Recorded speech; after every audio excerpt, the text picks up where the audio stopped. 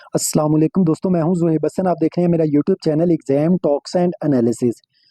दोस्तों, हम don newspaper की सीरीज़ कवर कर रहे हैं जिसमें हम डेली बेसिस पे डॉन न्यूज़पेपर के एडिटोरियल और ओपिनियन आर्टिकल्स को यानी कि कवर करते हैं। लेकिन दोनों के लिए अलग-अलग वीडियो बनाते हैं। ये ओपिनियन पेज की हमारे आर्टिकल जो 20 अगस्त के हैं उसकी वीडियो है। 20 अगस्त के जो एडिटोरियल के आर्टिकल्स हैं उसकी मैंने अलग से वीडियो अपलोड कर दी है। काइंडली वो भी जाके आप लाज़मी सुनिएगा ताकि 20 अगस्त के आपके कंप्लीट करंट अफेयर तैयार हो सके। और अगर आप चाहते हैं डेली बेसिस पे आपको वीडियो मिले तो मेरा चैनल लाज़मी सब्सक्राइब कर दें। दोस्तों, पहला हमारा ओपिनियन का आर्टिकल है change is in the air. दोस्तों, ये फाटा के बारे में आर्टिकल है। देखते हैं इसके अंदर राइटर में क्या बता रहा है। फाटा जो है दोस्तों, ये फाटा का जो एरिया है बेसिकली ये जो हमारा केपीके और अफ़गानिस्तान के साथ जो हमारी बाउंड्री लगती है उसके साथ वाला एरिया है। दोस्तों, 2018 के अंदर ये फाटा का जो एरिया था इसे केपीके के अंदर मर्ज कर दिया गया था, जिसमें लोगों के साथ वादा किया गया था कि आपको जॉब्स प्रोवाइड किए जाएँगे, अमन होगा यहाँ पर, आपको स्पेशल कोटा दिया जाएगा, एनएफसी अवार्ड आपको दिया जाएगा, अदालतें होंगी, डेवलपमेंट होगी, वहाँ पे अर्बन सेंटर्स बनाए जाएँगे। मतलब इन सारी चीज़ों के लिए उसको केपीके के साथ ज़म कर दिया गया ताकि वहाँ पर भी यानी कि डेवलपमेंट के काम करवाए जा सकें। लेकिन ये सारे वादे इनमें से कोई भी यानी कि फुलफ़िल नहीं हो सका।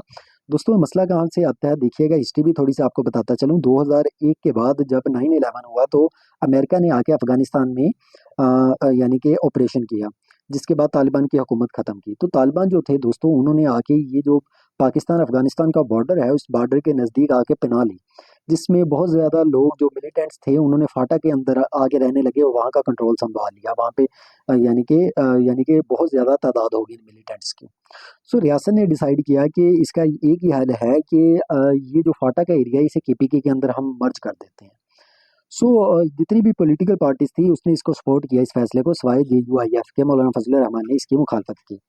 अब जब ये मसले मसाइल अब कंटिन्यू हैं तो वहाँ पर जो वादे किए गए थे वो पूरे नहीं किए जा रहे। तो 3 जून 2025 को जो प्राइम मिनिस्टर शहबाज शरीफ है दोस्तों, उन्होंने एक ग्रैंड जिरगा पेशावर के अंदर बुलाया, जिसमें आर्मी चीफ भी मौजूद थे, जो केपीके के सीएम है वो भी मौजूद थे, कैबिनेट के मिनिस्टर्स भी मौजूद थे और इसके अलावा दूसरे ऑफिशियल्स भी जो थे वो भी उस जिरगा के अंदर मौजूद थे। अब दोस्तों, होता क्या है कि केपीके की जो हुकूमत है वो 2 तरह की डिमांड करती है। एक तो ये कहती है कि हमें फंड्स दिए जाएँ ताकि हम वहाँ पर डेवलपमेंट काम करवा सकें फाटा के अंदर। दूसरा ये है कि जिरगा सिस्टम को रिवाइव किया जाए। इसके बाद जिरगे के बाद तकरीबन वफाक ने 35 बिलियन रुपीस का फंड जो है वो दिया और पहले 11 मंथ में 7 बिलियन रुपीस यानी कि जारी किए गए। कमेटी जो है दोस्तों, एक बनाई गई जो हमारे पास अमीर मुकाम है उसके अंडर, यानी कि जिसमें केपीके सीएम भी मौजूद और गवर्नर जो है केपीके के वो भी उस कमेटी का हिस्सा है, जिसका मकसद ये था ताकि जिरगा सिस्टम को रिवाइव किया जा सके, सिविल एडमिनिस्ट्रेशन को मजीद स्ट्रॉन्ग किया जा सके। लेकिन साथ ही अफ़वाहें वहाँ पे फैलना शुरू होगी कि इसका मकसद ये है ताकि जो आपने फाटा को केपीके के अंदर ज़म किया, इस कमेटी बनाने का मकसद ये है कि उस फाटा को अब दोबारा से अलग कर दिया जाए। इस तरह की अफ़वाहें फैलानी शुरू कर दी गई। कुछ लोकल तो इस चीज़ को सपोर्ट भी करने लगे कि आप वाक़ई ही ये जो मर्ज किया हुआ फाटा को इसको दोबारा से अलग कर दें। और कुछ कहने लगे कि नहीं, ये कमेटी सिर्फ़ इस वजह से बनाई है ताकि वहाँ पे जितने भी मिनरल्स हैं उस पे कब्ज़ा कर सके वफ़ाक। दोस्तों, इसके अलावा कुछ लोग ये भी कहने लगे, अफ़वाहें फैलनी थी, तो कुछ लोग ये भी कहने लगे जब आप फाटा को केपीके के अंदर ज़म किया गया तो तहरीक-ए-तालिबान पाकिस्तान जो है वो कहती थी कि नहीं, आपने ये जो मर्ज किया ये गलत किया, आप इसको सेपरेट करें। तो कुछ लोग कहते हैं कि शायद टीटीपी की डिमांड है कि इसको दोबारा से फाटा को अलग अलग कर दिया जाए, तो उनकी डिमांड मानी जा रही है। इस तरह की कई अफ़वाहें राइटर कहता है कि यानी कि मार्केट के अंदर यानी कि आजकल मौजूद है। केपीके की गवर्नमेंट ने इस कमेटी का बाद में बायकॉट कर दिया इसकी मीटिंग्स का। करंट जो सिस्टम है फाटा का वो बिल्कुल वर्क नहीं कर रहा, वहाँ पे रिफॉर्म्स की ज़रूरत है दोस्तों हमें। इसके अलावा जो लोकल्स हैं दोस्तों, जो भी डिसीजंस लिए जा रहे हैं उनको उन डिसीजन से बाहर रखा जा रहा है। रेजिडेंट्स जो है वो ये चाहते हैं कि यहाँ पे जिरगा बनाया जाए कम्युनिटी लेड बेस, लेकिन आप ब्यूरोक्रेसी कंट्रोल जो जिरगा है वो बना रही है जिसको ब्यूरोक्रेसी कंट्रोल करती है, इसलिए वो इस चीज़ पे रजामंद नहीं है। उनकी मेन डिमांड यही है कि लोकल जो है वहाँ के लोग फाटा के कम से कम जो फैसला उन लोगों के बारे में किया जा रहा है उनको उस फैसले के अंदर शामिल तो किया जाए। ये दोस्तों हमारा पहला आर्टिकल था। अब चलते हैं अपने दूसरे आर्टिकल पे, जो कि हमारा दोस्तों, एक बात और आपको करता चलूँ, हम ऑनलाइन तैयारी भी करवाते हैं मुकाबले के इम्तिहान की, सीएसएस, पीएमएस, पीपीएससी, एफपीएससी की, बिल्कुल अफोर्डेबल फीस में। अगर कोई बच्चा तैयारी करना चाहता है तो मुझे कमेंट कर सकता है या मेरे चैनल के थ्रू मुझसे रब्ता कर सकता है। दूसरा है दोस्तों फीलिंग मैनी के नाम से आर्टिकल है हमारा ओपिनियन का। दोस्तों पाकिस्तान में आप देखें कि इंडस रिवर भी हमारे पास मौजूद है, फर्टाइल लैंड मौजूद है, रिवर मतलब कि पानी बहुत ज़्यादा है। इसके अलावा यहाँ पे हार्वेस्टिंग बहुत ज़्यादा होती है, लेकिन इसके बावजूद यहाँ पे लोग भूखे हैं। 40% पाकिस्तान की ऐसी पॉपुलेशन है जो फूड इनसिक्योरिटी को फेस कर रही है। आधे बच्चे ऐसे हैं जो मलन्यूट्रिशन को फेस कर रहे हैं।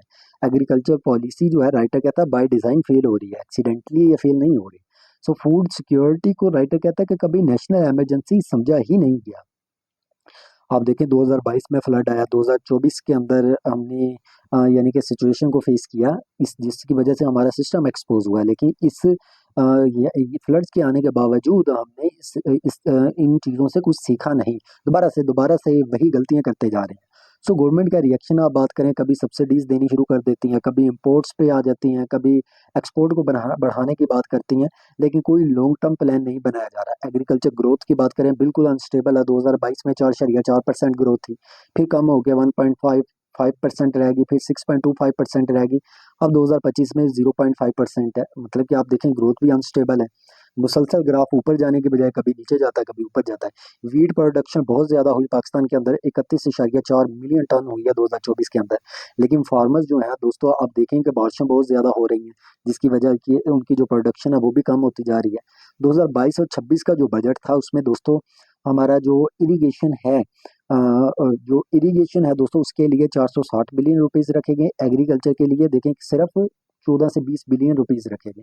सो अगर आप एग्रीकल्चर सेक्टर को प्रमोट ही नहीं कर रहे, उसके पैसे ही उसके लिए मुख्तस नहीं कर रहे हैं इतने ज़्यादा, तो वो कैसे उसकी ग्रोथ होगी। फॉरेस्ट्री फिशरीज के लिए 2 बिलियन ईच के लिए यानी कि मुख्तस किया गया। अब कैनाल वाटर जो है दोस्तों, हमारा जो इसका सिस्टम है एग्रीकल्चर सेक्टर के लिए, हमें तकरीबन 93% वाटर हम यूटिलाइज करते हैं। लेकिन हमारा कैनाल सिस्टम ऐसा है कि उसमें पानी बहुत ज़्यादा ज़ाया हो जाता है, जिसकी वजह से जो फार्मर्स हैं वो मानसून की जो बारिशें हैं उस पर डिपेंड करते हैं ज़्यादातर। सो सब्सिडीज़ जो हैं दोस्तों, वो अगर हुकूमत जो सब्सिडीज़ देती हैं, वो जो बड़ी बड़ी इंडस्ट्री या मिडल मैन है उसको तो फ़ायदा हो जाता है, स्मॉल बिज फार्मर्स जो हैं उनको फ़ायदा नहीं होता, उन तक पहुँच ही नहीं पाती ज़्यादातर। 90% तो फार्मर्स वैसे ही यानी कि छोटे फार्मर्स हैं, उनको पॉलिसी में वैसे इग्नोर कर दिया जाता है। आप देखें ग्रीन पाकिस्तान इनिशिएटिव का स्टार्ट किया गया, जिसमें 4.8 मिलियन एकड़ जो ज़मीन है उसको लीज पर कॉर्पोरेट फार्मिंग के लिए मुख्तिस किया गया, जिसमें आर्मी के मेन शेयर होल्डर शामिल थे। आप देखें गल्फ स्टेट को इनवाइट किया गया कि वो पाकिस्तान में आके इन्वेस्ट करें। मिड 2024 तक 8,64,000 एकड़ ऐसी ज़मीन थी जिन्हें लीज पर दिया जा चुका था। फॉरेस्ट्री, फिशरी, न्यूट्रिशन, ये वो शोबे हैं जिसको पाकिस्तान के अंदर वैसे निगलेक्ट किया जा रहा है। मिलिट्री को डिसीजन मेकिंग के अंदर शामिल किया जा रहा है, हालांकि जो एग्रीकल्चर है वो फार्मर्स का शोबा है, फार्मर्स को डिसीजन मेकिंग में ही शामिल नहीं किया जाता। सो राइटर कहता है रिफॉर्म्स की ज़रूरत है, मजीद फंड्स की ज़रूरत है एग्रीकल्चर सेक्टर के लिए, फॉरेस्ट्री के लिए, फिशरीज़ के लिए। सब्सिडीज़ जो है वो डायरेक्टली फार्मर्स को देनी चाहिए, डिजिटल किसान कार्ड्स का ऐलान करना चाहिए। दोस्तों एडिटोरियल के लिए अलग से वीडियो बनेगी या ओपिनियन के आर्टिकल्स की वीडियो। अगर मेरी वीडियो पसंद आई तो काइंडली इसे सब्सक्राइब लाजमी कीजिएगा और मेरे एडिटोरियल के आर्टिकल की भी वीडियो सुनिएगा। अल्लाह हाफिज़, अपना ख्याल रखिएगा।